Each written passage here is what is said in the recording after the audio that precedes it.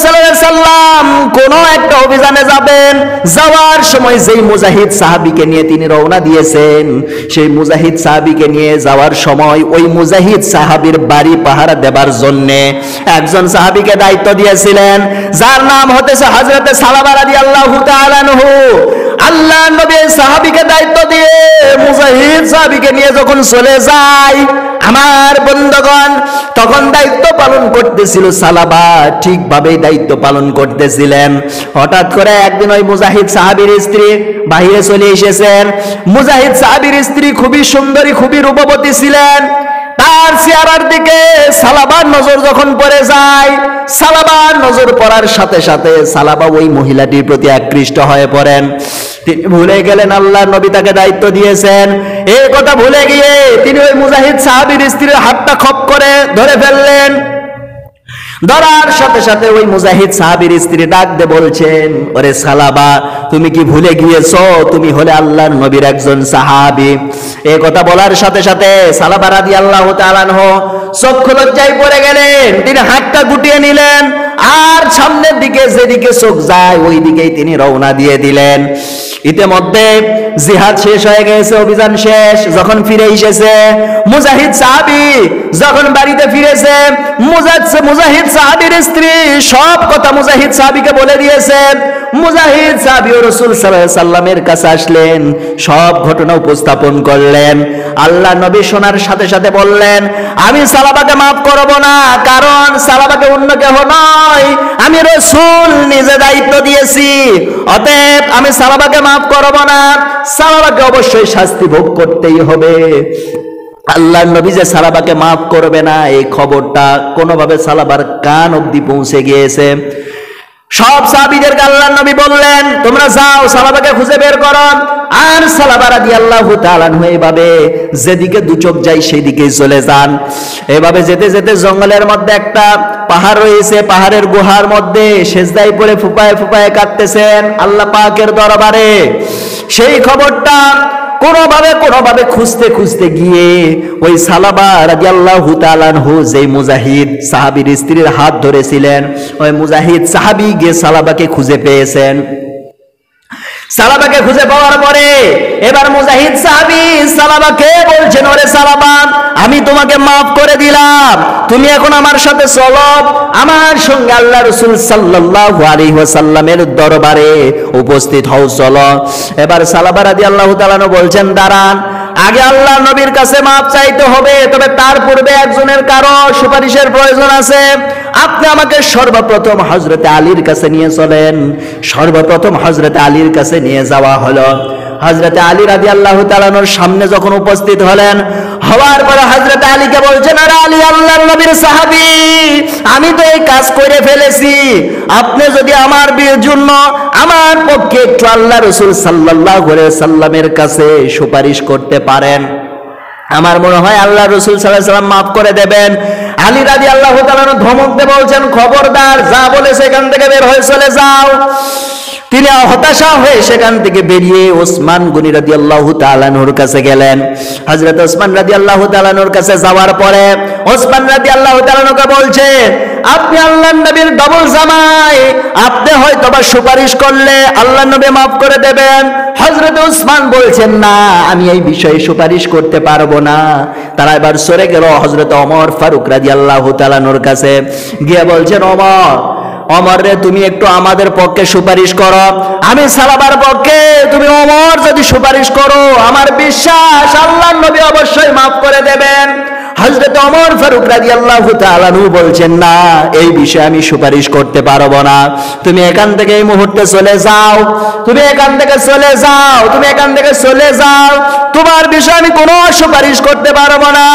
এবার সালাবা ওই মুজাহিদ সাহাবীকে ডাকতে বলছেন, ওরে মুজাহিদ সাহাবী, হযরত ওমর মানল না, ওসমান মানল না, আলী মানল না, আমার মনে হয় সাহাবীদের মধ্যে সব থেকে নরম দিলের মানুষ হযরত আবু বকর রাদিয়াল্লাহু তাআলা আনহুকে বললে আমার বিশ্বাস আবু বকর মেনে নেবে।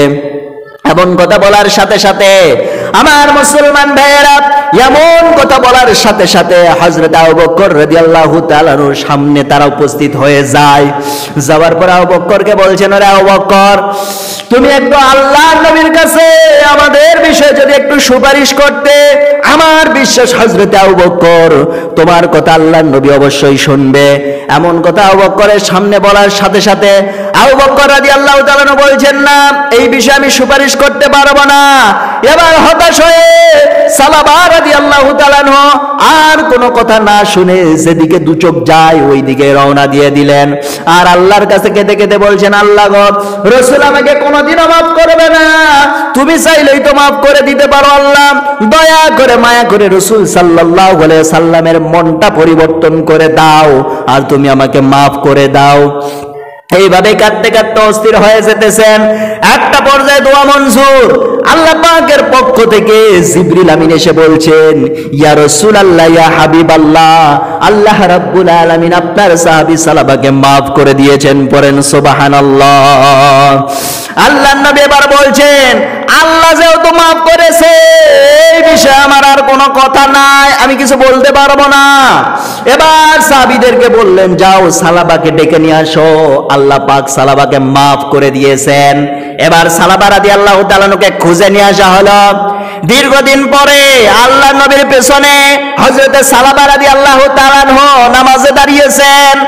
নামাজে যখন দাঁড়িয়েছেন, আল্লাহ রাসূল সাল্লাল্লাহু আলাইহি সাল্লাম নামাজের মধ্যে যেই সূরাটা পড়েছেন সেটা হলো আল কারিয়াতু মাল কারিয়া ওয়া মা আদরাকা মাল কারিয়া। তৃতীয় আয়াতটি তেলাওয়াত করার সঙ্গে সঙ্গে হযরত সালাবা রাদিয়াল্লাহু তাআলা আনহু জায়গায় বুক ফেটে ইন্তেকাল করলেন। পড়েন সুবহানাল্লাহ। আমার মুসলমান ভাইরা, এই জন্য আল্লাহর কাছে যদি তওবা করি, আল্লাহর কাছে যদি মাফ চাই, অবশ্যই আল্লাহ পাক আপনাকে মাফ করে দেবেন। আল্লাহ পাক অবশ্যই আপনাকে ক্ষমা করে দেবেন। আমার মুসলমান ভাইরা, তবে হ্যাঁ, আপনার কাছে কুপ্রস্তাব এখন আসতেই পারে। আপনি সেই কুপ্রস্তাবে কখনো সমর্থন দেবেন না, তবেই তো আল্লাহ পাক আপনাকে কবুল করে নেবেন, তবেই তো আল্লাহ পাক আপনাকে জিহাদের সওয়াব দেবেন। হযরত ইউসুফ আলাইহিস সালাতু ওয়াস সালাম যখন কি হলেন, বাজারে বিক্রি হতে হতে জুলেখার কাছে বিক্রি হলেন। জুলেখা বাসায় নিয়ে আসলেন চাকর হিসেবে, কিন্তু আনার পরে সুন্দর চেহারা দেখে নিজের ছেলের মতো লালন পালন করা শুরু করলেন, নিজের ছেলের পরিচয়ে বড় করলেন। কিন্তু হঠাৎ করে যখন আস্তে আস্তে বড় হতে হতে ইউসুফ আলাইহিস সালাতু ওয়াস সালাম যখন যুবকে পরিণত হয়ে গেলেন, তখন হযরত ইউসুফ আলাইহিস সালাতু ওয়াস সালাম এর প্রতি ওই জুলেখা আকৃষ্ট হয়ে পড়ল। জুলেখার মনের মধ্যে শয়তান ওয়াসওয়াসা দেয়া শুরু করলো, ইউসুফ কেমন তোমার ছেলে, ইউসুফ তো তোমার কোনো ছেলে নয়, সে তো তোমার পালক পুত্র, আপন ছেলে তো নয়। এইভাবে বিভিন্ন শয়তান যখন ওয়াসওয়াসা দেওয়া শুরু করলো, এক পর্যায়ে ইউসুফ আলাইহিস সালাতু ওয়াস সালামকে কুপ্রস্তাব দিয়েই ফেললো। ইউসুফ আলাইহিস সালাতু ওয়াস সালাম নারাজ, তিনি রাজি হলেন না। ইউসুফ আলাইহিস সালাতু ওয়াস সালাম যখন রাজি হলেন না, তাকে জোর করে এবার মানায় নেওয়ার জন্য জোর করলেন। যখন জোর করে কি করলেন, ইউসুফ আলাইহিস সালাতু ওয়াস সালামকে কাজের লোক দিয়া, কাজের মহিলা দিয়া 7টা দরজা পার করে শেষ নাম্বার রুমে নিয়ে আসলেন। নিয়ে আসার পরে 7টা দরজায় কাজের মহিলা দিয়ে দরজায় তালাবদ্ধ করে নিলেন। তালাবদ্ধ করে নেওয়ার পরে এবার ইউসুফকে প্রস্তাব দিচ্ছেন জুলেখা। ডাক দিয়ে বলছেন, ইউসুফ তোমার কত সুন্দর মসৃণ চুল। এবার ইউসুফ আলাইহিস সালাতু ওয়াস সালাম বলছেন, এই চুলের প্রশংসা করো না, এই চুল যিনি বানিয়েছেন সে আল্লাহর প্রশংসা করো, কারণ এই চুল একদিন কবরে যাব, খুলে খুলে পড়ে যাবে। এবার ইউসুফ আলাইহিস সালাতু ওয়াস সালামের চেহারার দিকে তাকিয়ে জুলেখা বলছে, ওরে ইউসুফ, তোমার চেহারার, তোমার চোখগুলো কত সুন্দর, তোমার নাকটা কত সুন্দর, তোমার ঠোঁট দুটো কত সুন্দর।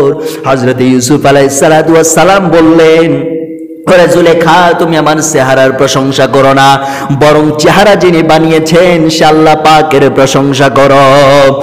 এবার জুলেখা বলছেন তোমার চামড়া কত সুন্দর মসৃণ। এবার ইউসুফ আলাইহিস সালাম বলছেন ওরে জুলেখা তুমি আমার চামড়ার প্রশংসা করো না, বরং চামড়া যিনি বানিয়েছেন সে আল্লাহর প্রশংসা করো, কারণ এই চামড়ার যদি আমি সঠিক হেফাজত করতে না পারি তাহলে মহান আল্লাহ পাক আগুনের চিরুনি দিয়ে আমার চামড়াগুলো টেনে টেনে ছিঁড়ে ফেলবেন। অতএব তুমি আমার চামড়ার প্রশংসা করো না, আল্লাহর প্রশংসা করো। আমার মুসলমান ভাইয়েরা, এইভাবে প্রত্যেকটা কথার যখন হযরত ইউসুফ আলাইহিস সালাম সঠিকভাবে উত্তর দিয়ে দিলেন, কোনোভাবেই যখন তাকে বশ করতে পারছে না জুলেখা, একটা পর্যায়ে জুলেখা করলো কি, নিজের শরীরের কাপড়ের পাট্টা খোলা শুরু করলেন। কাপড় খুলতে খুলতে শুধুমাত্র 2 টুকরা কাপড় রেখেছে শরীরের মধ্যে, সমস্ত কাপড় খুলে ফেলেছেন। এবার ইউসুফকে বলছেন ইউসুফ আমার দিকে তাকাও। ইউসুফ আলাইহিস সালাম চোখটা নিম্নগামী করে ফেললেন, আর তিনি তাকাতে পারতেছেন না। এবার জুলেখা করলো কি, নিজের শরীরের সামনের অংশটা যখন প্রকাশ করে দিল, সামনের দিকে যখন ঝুঁকতে লাগলো, হযরত ইউসুফ আলাইহিস সালাম তখন পেছনে হেঁটতে লাগলেন। জুলেখা সামনে এগিয়ে আসে আর ইউসুফ আলাইহিস সালাম পেছন দিকে সরে যান। এইভাবে সামনের দিকে জুলেখা আসে আর পেছন দিকে ইউসুফ আলাইহিস সালাম চলে যান। যেতে যেতে ইউসুফ আলাইহিস সালাম যখন দেয়ালে পিঠ ঠেকে যায়, জুলেখা আপ্রাণ চেষ্টা চালার পরেও যখন রাজি করতে পারেন না, হযরত ইউসুফ আলাইহিস সালামের যখন দেয়ালে পিঠ ঠেকে যায়, এবার ইউসুফ আলাইহিস সালাম আল্লাহকে বলছেন আল্লাহ গো বড় বিপদে পড়ে গিয়েছি, বড় ফিতনার মধ্যে পড়ে গিয়েছি, তুমি একটু আমাকে সাহায্য করো, এই ফিতনা থেকে তুমি আমাকে বাঁচিয়ে দাও। ইউসুফ আলাইহিস সালামকে লাহামের মধ্যে জানিয়ে দেওয়া হলো, আরে ইউসুফ তুমি এই মুহূর্তে দরজার দিকে দৌড় দাও, আর দরজা খোলার দায়িত্ব স্বয়ং মহান আল্লাহ পাক ফেরেশতা নিয়োগ করে দিয়েছেন। আমার মুসলমান ভাইয়েরা, এবার ইউসুফ আলাইহিস সালাম দরজার দিকে দৌড় মারা শুরু করলেন। দরজার দিকে যখন দৌড় মেরেছেন, দরজার কাছাকাছি যখন চলে গেলেন, দরজার কাছাকাছি যাওয়ার পরে আমার বন্ধুগণ দরজার যখন কাছাকাছি চলে যাচ্ছেন, জুলেখা মুচকি মুচকি হাসতেছে, কারণ সে জানে দরজায় তালাবদ্ধ, বের হতে চাইলেও পারবে না। জুলেখা মুচকি মুচকি হাসতেছে, কিন্তু ইউসুফ আলাইহিস সালাম দৌড় মেরেছেন পেছন থেকে। যখন দৌড় মেরেছেন, যাওয়ার সঙ্গে সঙ্গে দরজা খুলে গিয়েছে। জুলেখা আশ্চর্য হয়ে গেল, কেমনে দরজা খোলে? জুলেখা এবার আশ্চর্য হয়ে ইউসুফ আলাইহিস সালামের পেছনে পেছনে দৌড়ানো শুরু করলো। ইউসুফ আলাইহিস সালাম দৌড়ায় আর দরজা এমনিই খুলে যায়। 7ম নাম্বার যখন দরজা খুলবেন, সেই মুহূর্তে গিয়ে আর দরজা খোলে না। এদিক থেকে ফট করে এসে জুলেখা পেছন থেকে ইউসুফ আলাইহিস সালামের জুব্বা টেনে ধরেছেন, আর ওই দিক থেকে ইউসুফের সামনে দাঁড়ানো আজিজে মিশর সেই মুহূর্তে দরজা যে তালাবদ্ধ 7 নাম্বার দরজা, ওই তালাটা খুলতেছিলেন।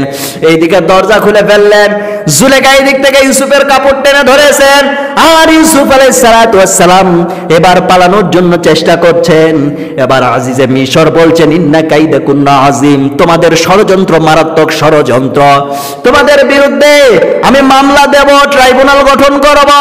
মামলা দেওয়া হলো, ট্রাইব্যুনাল গঠন করা হলো, আর এই মামলার সবচাইতে বড় আসামি করা হলো 1 নাম্বার আসামি আল্লাহর নবী হযরত ইউসুফ আলাইহিস সালামকে। পড়েন নাউযুবিল্লাহ। বিচারের রায় সবকিছু চিন্তা ভাবনা করে, সব বিবেচনা করে হযরত ইউসুফ আলাইহিস সালামের পক্ষে রায় যায়। কিন্তু আজিজে মিশর তলোয়ার ধরে বলছে, বিচারক রায়টা উল্টায় ফেল। রায় উল্টায় ইউসুফের বিপক্ষে দেওয়া হলো। ইউসুফের বিপক্ষে দেওয়ার সঙ্গে সঙ্গে সামনে থেকে একটা ছোট্ট সন্তান, দুগ্ধপোষ্য সন্তান, নবজাতক সন্তান সামনে থেকে চিৎকার করে বলতেছে, ওরে তোমরা উপস্থিত জনগণ শোনো, ইউসুফ আলাইহিস সালামের বিরুদ্ধে যে মামলা দেওয়া হয়েছে, ওই মামলা সম্পূর্ণ মিথ্যা। কারণ তোমরা ভালো করে দেখো, ইউসুফ যদি জোর করে জুলেখাকে ধর্ষণ করতে চাইতো, তাহলে ইউসুফ আলাইহিস সালামের সামনের অংশটা ছিঁড়া থাকতো, জুব্বার। কিন্তু ইউসুফ আলাইহিস সালামই পালাতে চেয়েছিলেন, আর জুলেখা জোর করে করতে চেয়েছে। এই জন্য ইউসুফ আলাইহিস সালামের জুব্বার পেছনে ছিঁড়া। এমন কথা বলার সাথে সাথে ইউসুফ আলাইহিস সালামের পক্ষে যখন রায় দিয়ে দিলেন, ওই ছোট্ট বাচ্চা সবাই একমত, কিন্তু বিচারকের পেছনে আজিজে মিশর দাঁড়ানো, বলছে তোমরা যে যাই বলো না কেন রায় ইউসুফের বিপক্ষে। এইভাবে মিথ্যা মামলা দিয়ে ইউসুফ আলাইহিস সালাতু ওয়াস সালামকে যখন জেলখানায় বন্দী করা হলো, এবার জেলখানার সামনে যাওয়ার পরে বলছে, জুলেখা গিয়ে বলছে তুমি তো আমার প্রস্তাব মানলে না, এবার দেখো কেমন লাগে। এবার ইউসুফ আলাইহিস সালাতু ওয়াস সালাম বলছেন এখানে শান্তি। জুলেখা বলে কেন? বলে জেলখানার মধ্যে তুমি জুলেখার ডিস্টার্ব নেই, পড়েন সুবহানাল্লাহ। ফিতনা থেকে বাঁচিয়ে দিয়েছেন স্বয়ং আল্লাহ রাব্বুল আলামিন। এই জন্য যুবক ভাইদেরকে উদ্দেশ্য করে বলবো, ও হে যুবক ভাইরা, তোমাদের কাছে কুপ্রস্তাব আসতেই পারে, কিন্তু কুপ্রস্তাবে রাজি হওয়া যাবে না, কারণ কুপ্রস্তাবগুলো সারা জীবন আগেও ছিল, এখনো আছে, আজীবন এই কুপ্রস্তাবগুলো আসতেই থাকবে। অতএব এই কুপ্রস্তাবে রাজি হওয়া যাবে না, আল্লাহকে ভয় করতে হবে, আল্লাহর দিকে ফিরে আসতে হবে, তাকওয়াবান হতে হবে, এটাই হলো আমাদের কাজ। এজন্য আল্লাহ